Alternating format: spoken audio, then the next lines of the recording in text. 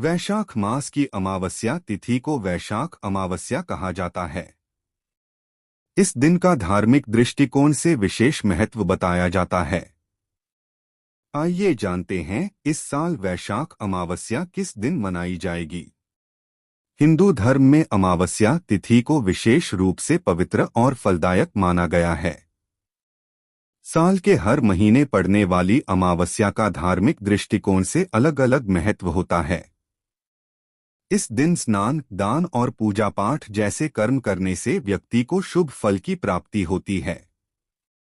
फिलहाल वैशाख मास चल रहा है और इस महीने की अमावस्या तिथि को वैशाख अमावस्या कहा जाता है। इस दिन का धार्मिक दृष्टिकोण से विशेष महत्व बताया जाता है। इस दिन श्रद्धा और आस्था के साथ भगवान विष्णु की पूजा करना अत्यंत शुभ होता है।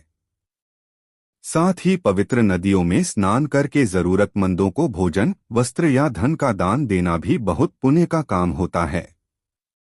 आइए जानते हैं इस साल वैशाख अमावस्या किस दिन मनाई जाएगी। वैशाख अमावस्या 2025 तिथि।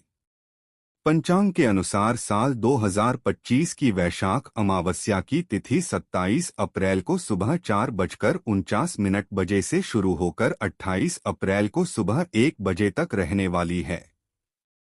चूंकि उद्या तिथि 27 अप्रैल को ही है, इसलिए इसी दिन वैशाख अमावस्या मनाई जाएगी। यह तिथि रविवार के दिन पड़ रही है, जो एक शुभ संकेत है। इस पावन दिन की शुरुआत ब्रह्मा मुहूर्त में उठकर स्नान करने से होती है।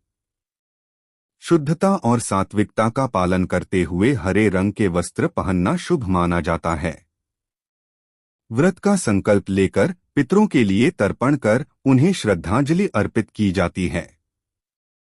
इसके बाद भगवान विष्णु की विधिपूर्वक पूजा की जाती है। विधिपूर्वक पूजा के दौरान विष्णु मंत्रों का जप करने से आशीर्वाद प्राप्त होता है।